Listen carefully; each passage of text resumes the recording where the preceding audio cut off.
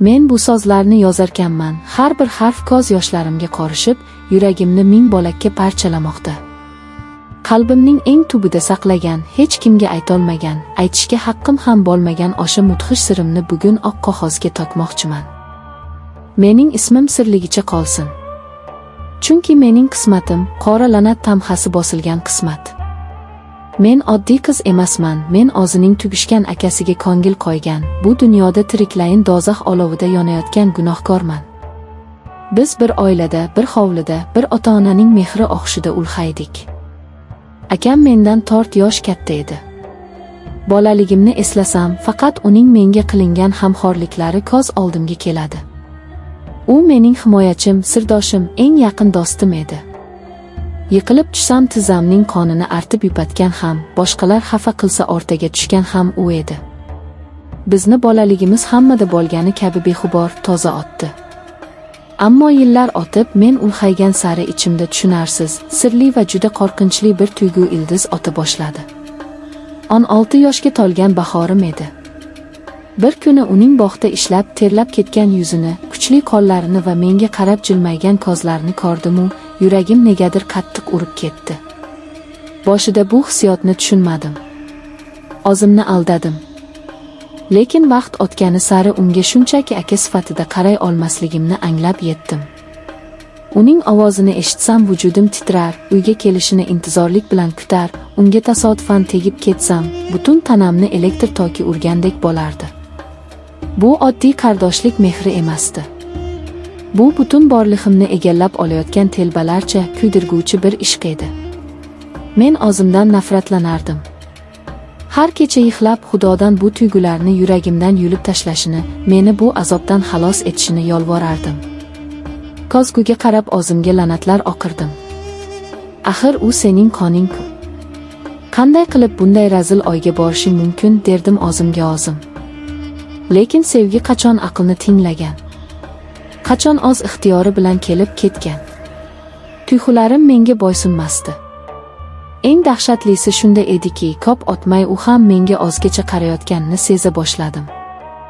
Bizning nigohlarimiz uchrashganda havoda qandaydir so'zsiz va olovli bir uchqun chaqnardi.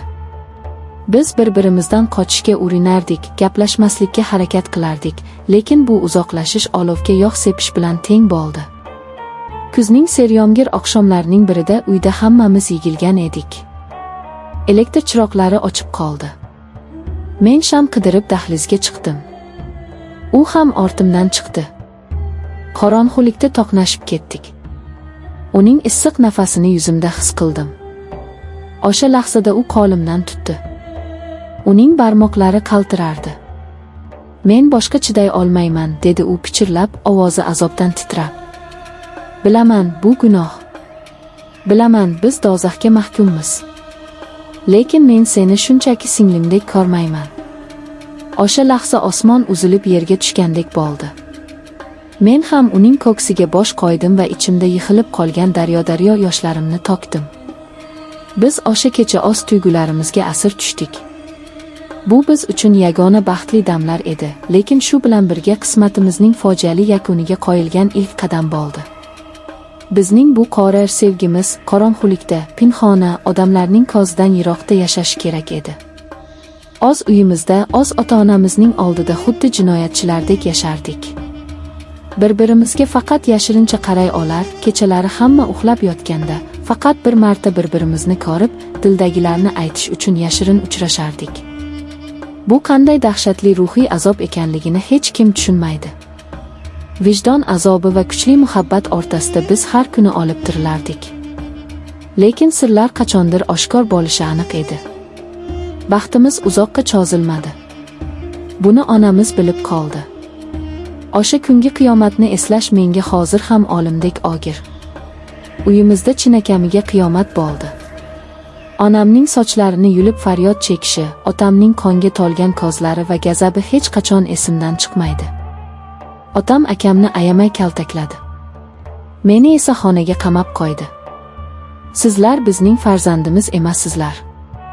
Hammamizning yuzimizni yerga qaratdinglar, sizlarni o'z qo'llarim bilan oldiraman degan so'zlari yuragimga xanjardek qadaldi. Bizni insonlikdan yuz o'girganlikda ayblashdi. Butun qarindosh urug' qishloq oldida sharmanda bo'lishdan qo'rqqan otam akamni uydan haydab soldi. Meni esa uzoqdagi qarindoshimizning uyiga surgun qilishga qaror qildi. Kechasi xonamning derazasi taqilladi. Qarasam, akam. Uning yuz ko'zlari ko'kargan, ammo ko'zlarida qandaydir yovvoyi qat'iyat bor edi. Biz bu yerda qola olmaymiz. Ular bizni ajratishadi, sening hayotingni barbod qilishadi. Ketamiz, hech kim bizni topolmaydigan joyga ketamiz, dedi u qo'lini menga cho'zib. Men bir soniya ham ikkilanmadim. U bilan olimga ham tayyor edim. Qishning izgirinli tunida qalin qor yog'ayotgan pallada uydan qochdik. Qayerga borishimizni, nima yeb ichishimizni ham bilmasdik. Faqat birga bo'lsak, faqat bir-birimizning nafasimizni sezib tursak bas edi. Biz tog'lar tomon, qo'shni tuman sari piyoda yo'l oldik. Tabiat ham xuddi ota-onamiz kabi bizga qarshi isyon ko'tarardi. Sovuq suyak-suyagimizdan otib ketardi. Qattiq bo'ron boshlandi. Qor ko'zimizni kor qilgudek, oyoqlarimizni esa muzlatib qo'ygudek darajada ayovsiz yog'ardi. Tizzadan qor kechib yurishdan tinkam quridi. Oxiri charchadim va qor ustiga yiqildim. Men boshqa yura olmayman, dedim yiglab. U meni yelkasiga ko'tarib oldi. O'zining qalin ustki kiyimini yechib menga kiydirdi, o'zi esa yupun kiyimda qoldi. Chida, oz qoldi, jonim. Biz albatta baxtli bo'lamiz, derdi u to'xtovsiz. Lekin qayerga ketyapmiz, oxiri bormi bu yo'lni? Yurishga uning ham majoli qolmadi. Men juda sovuq qotyapman, dedi u xirillab. Lekin sen issiqqinasan.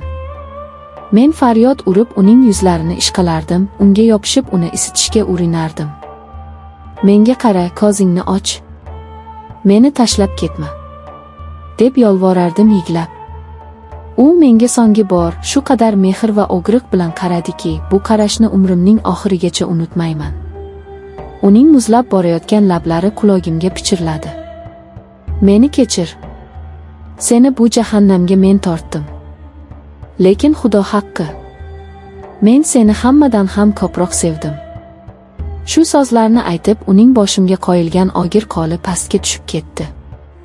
Ko'zlari ochiq holda, labida kichik bir tabassum bilan u jonsiz qotib qoldi. Mening suyanchigim, mening gunohim, mening yagona sevgim o'z joni bilan mening hayotimni sotib olib, meni butunlay yolg'iz tashlab ketdi.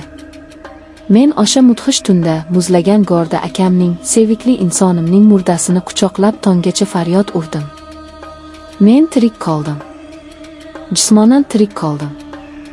Ammo o'sha tunda mening qalbim, mening ruhim o'sha yerda, uni yonida muzlab olgan edi. Hozir men olis bir qishloqda, yolg'izlikda yashayman. Oila a'zolarim mendan butunlay voz kechishgan. Odamlar menga pastkash, gunohkor, o'z akasining qotili deb qarashadi. Ha, men gunohkorman. Bu azoblar menga munosib. Lekin har tun ko'zimni yumsam, uning o'sha so'nggi qarashi, menga o'z kiyimini kiydirib, muzlab borayotgan tanasi ko'z oldimga keladi.